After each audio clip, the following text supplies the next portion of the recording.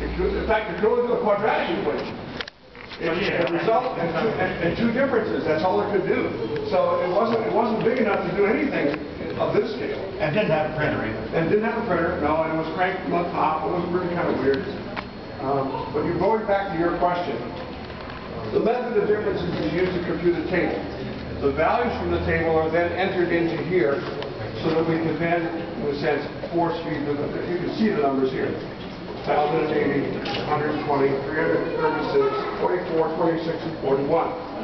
And as you add these numbers, they keep changing themselves. But it's this guy over here who keeps getting bigger and bigger and bigger, and he keeps adding to the result, which keeps getting bigger and bigger and bigger. So it's a cascade effect. It's a cascade add. The numbers that we actually put into the machine, do I actually have a sheet? I think I do. Yeah. Looks something like this. We use what we call staggered steps, even odd pairs. Okay? And you can see that marked in green, the numbers that we put into the machine to get the answers that we have.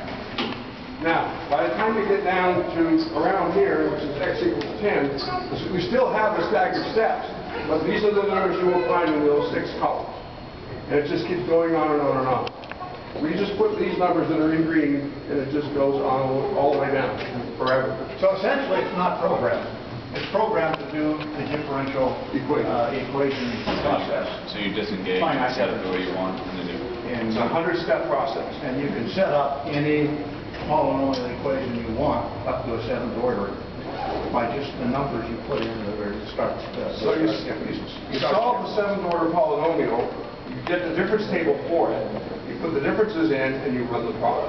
Different polynomial will give you a different set of calculated values. It will give you a different set of differences. So you get differences based upon the difference table, and that's it. Does it represent negative numbers at all?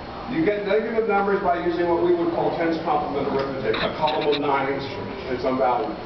Yes, so it can do negative numbers as well. All it can do is add. It's really just an adding machine. So why is it called a difference engine? It adds differences. It adds differences. That's what makes it different. So this the method works by taking the difference of, let's say, x squared. The difference would be like something like 2x.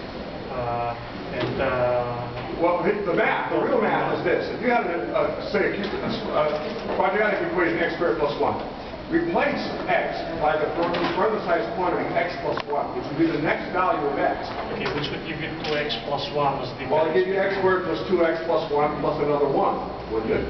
Because you got x squared plus 1. Yeah, right. All right. Now subtract the original equation, which was x squared plus 1. So give me 2x plus 1. Right. Now when x is equal to 0, the answer is 1. So the first difference is a 1. And so on. You do the same thing over again and over again until you get the thing down to a single constant.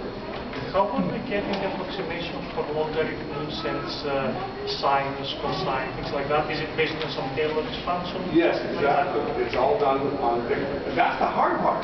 Finding the polynomial, put it into the machine, is the hard part. Once you've got the polynomial, you just figure out the difference table and crank it out.